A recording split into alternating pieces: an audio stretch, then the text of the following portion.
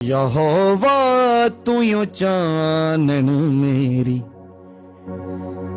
जिंदगी दा किला तू है, मैं तेनू ही पुकारांगा, है मेरा आसरा तू है।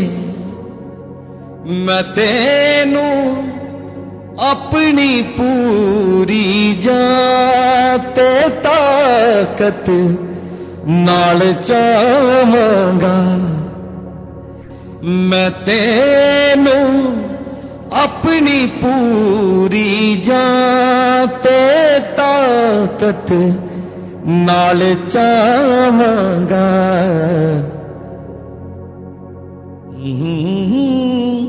चलांगा तेरी रातें में ते मेरा राणमा तू है।